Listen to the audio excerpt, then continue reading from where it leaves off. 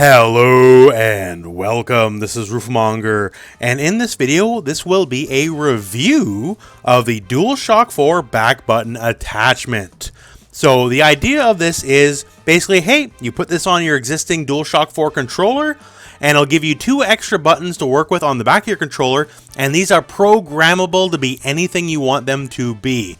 Now, ideally, I think a lot of people use this kind of stuff for controllers that have back button attachments for stuff like shooter games and all that kind of stuff, but this actually works wonders for fighting games. So first, I'm going to show you just how the device itself works, and then I'm going to be going into 3 different games here, Dragon Ball FighterZ, Tekken 7, and Street Fighter 5, just to show you how applicable this is to fighting games, and how it can make your life, honestly, a lot easier. So first up here is the device itself, and I apologize for the camera work. I don't have a professional setup here. I'm a fighting game YouTuber, not a hardware review guy, right? But yeah, so here is the device itself, and as you can see here, it has 2 triggers on the back here. These will be your buttons themselves, and all you have to do is kind of easy peasy slice it into your existing DualShock 4. So it uses the audio jack, your headset jack. Now the thing about this is, you will also have a headset jack at the bottom, so you're not going to lose out or anything if you really need your headset port. But yeah, it just plugs right into your DualShock 4 and then just draws from the controller itself for battery. Now, quickly here, the note here, I've been playing around with this for quite a few hours over a bunch of different games. The battery draw seems minimal, so don't worry about it killing your battery life or anything. I honestly didn't even notice a difference, to be real with you, so don't take that as a big concern because I don't think it is one. Now, the big button you see here is an OLED screen, and yes, it is very prone to getting smudge on, all that kind of stuff. Mine's already smudged to crap, so hey, whatever. You're not really looking at it all the time, right? And from this OLED screen, you can see what you have. Basically, what are your paddles programmed to be. Now, to program your buttons, all you have to do is just hold it in, and then from there, every time you click one of the paddles here, it will just simply go through the available options you have. So it is basically all your directions here, up, down, left, right, all your buttons, all your triggers, L3, R3, all that kind of stuff, right? Anything you want this to be, it will be.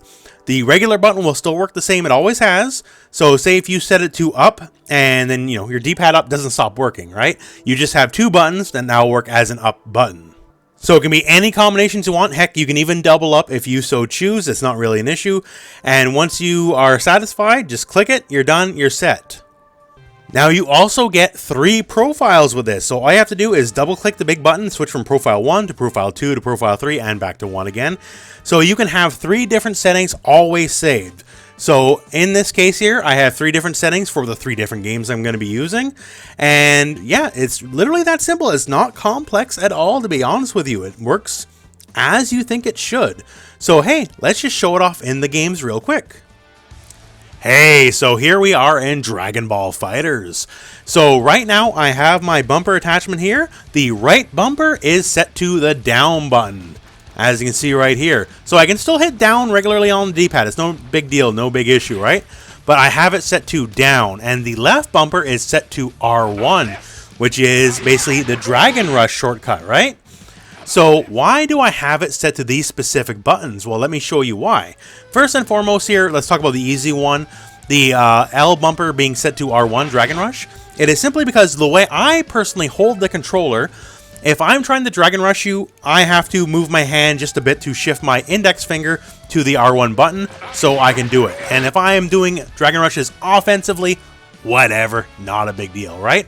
But when I'm trying to tech a Dragon Rush, when I'm trying to tech the Dragon Rush, and that split second of me moving my hand, shifting my hand to go to that button to tech it, hey, that's the difference between you getting it and you not getting it, right? And with the left bumper being set to Dragon Rush here, the R1 button shortcut here, I don't have to move my hand at all. It's literally just like, oh, I see Dragon Rush, boom, I just flip my finger here, hit the left bumper, easy peasy. Now, I still could screw up the tech, absolutely, right? Don't get me wrong, I'm not perfect, right? But for me, the way I hold the controller, it removes that split second of me having to adjust my hand to hit the R1 button. So I have basically just that much extra time, a couple extra frames to help tech the Dragon Rush. So if I don't get it, I don't get it, whatever. But due to the way I hold the controller, it removes that need for me to shift my hand, and thus just gives me a little bit extra time to help tech the Dragon Rush. Now that's the easy part here. Let's explain why I have the right bumper set to down. So in Dragon Ball FighterZ, we have a technique called the hyper hop, or also notably known as a more boring term, the super jump install floating instant air dash. We just call it for a hyper hop for short, right?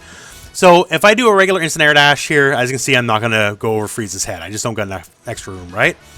But if I hit down right before I go for my instant air dash, it will make my instant air dash a super jump version, meaning I now have aerial control, because you are allowed to control yourself how you float in the air. So from this, I can do something like this. So now, thanks to me hitting down before I do my instant air dash, I have a super jump version of my air dash, and that means I have air control, and I can use that air control to help float over. And hey, conversely, I can just, kind of float and stay same side either way, and as you can see the air control happening there, right? But it just basically gives me an easier way to do the super jump portion of it, because you have to do at minimum 4 inputs: the down, the up forward, the forward, and then whatever direction you want to float in.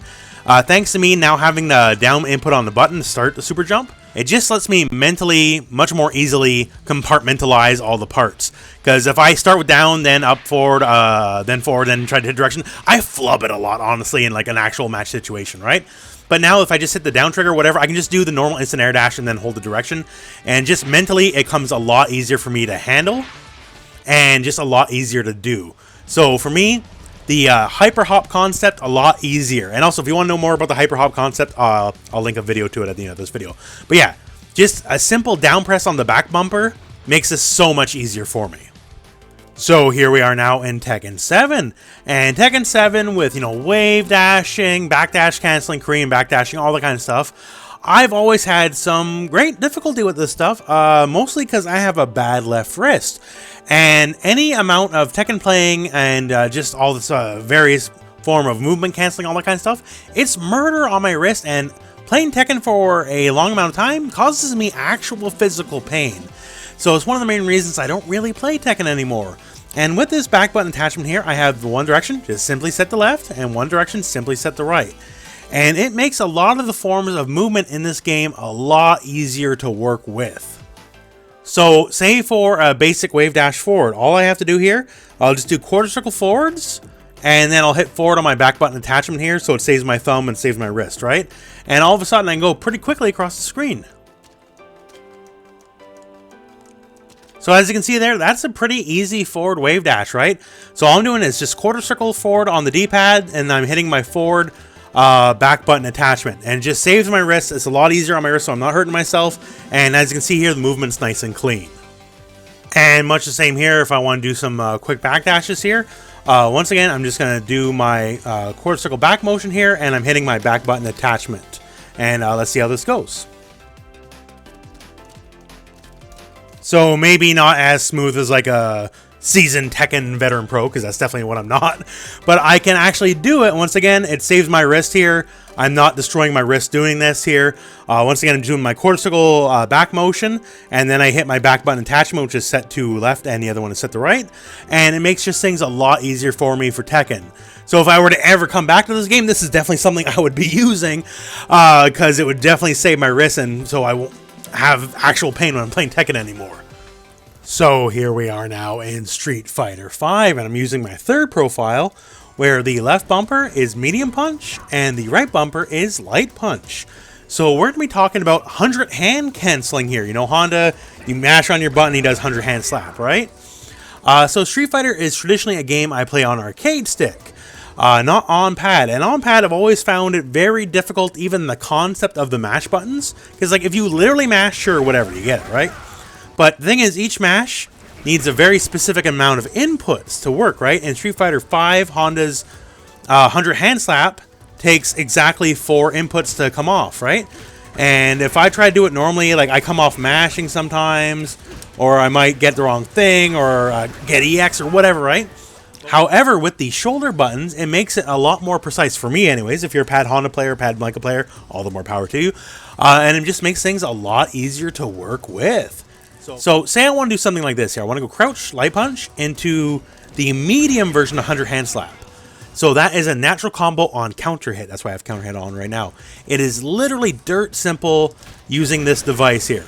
All I'm doing here is I'm sliding my thumb here from the square button to the triangle button, and then just hitting the two shoulders here in quick succession. Give me exactly 4 inputs I need. Very quick here for the 100-hand slap. Much the same here. Use V skill 2. Say I want to cancel forward heavy into hands, right? I can do much the same here, and just it becomes very easy. 100-hand slap, no problem, right? So this is something I find incredibly difficult on pad normally. That's what part of the reason, you know, I play stick for Street Fighter. On Street Fighter stick, you can piano the buttons, and there's some difficulty to that as well, sure, but it's something I'm more used to. On pad, it was just a mystery to me. However, with this device, makes it so easy, makes it easy peasy, man. If I was a pad player and I want to use Han or Blanca or something, I would absolutely switch to this device. It just, nice little rhythm, super easy here. For me, I would normally think I'd just like overmash or something and screw it up. But once again here, just a quick slide of my thumb here from square to triangle, and then I just feather the 2 back buttons. I get exactly my 4 inputs. Awesome, easy peasy. So as far as the PlayStation 4 back button attachment goes, these are some options you have to use for fighting games over 3 different games, right? And I gotta say, I am very impressed. Once again, I think the ideal market for this is like shooting games or something. But for fighting games, if you are a pad player, I cannot recommend this like enough. This is a fantastic device, and it'll just make your life a lot easier however you want to do it. Once again, the 2 buttons for it, you can program to be whatever you want, right? Any face button, any analog, any trigger, whatever. So there's a lot of things you can definitely do with this. And with that in mind here, as far as a review goes, I would give it 5 out of 5, because this does exactly what it needs to do, and you don't got to buy no $300 controller to do it as well, right? For me, the PlayStation 4 D-pad is the best D-pad of anything. Like, I've got a million different controllers, pad controllers, like special ones made for fighting games, weird pro tournament controllers, and all of them, the D-pad falls short. For me, it's always all about the regular PlayStation 4 D-pad. So to get that regular D-pad I want, and plus this extra utility of these back button attachments, it's just fantastic, and once again, highly recommended. So that is it for this video, my friends. So I guess that is my sign-off time. So thank you very much for watching. Hope this video found you well. Go out and play some fighting games.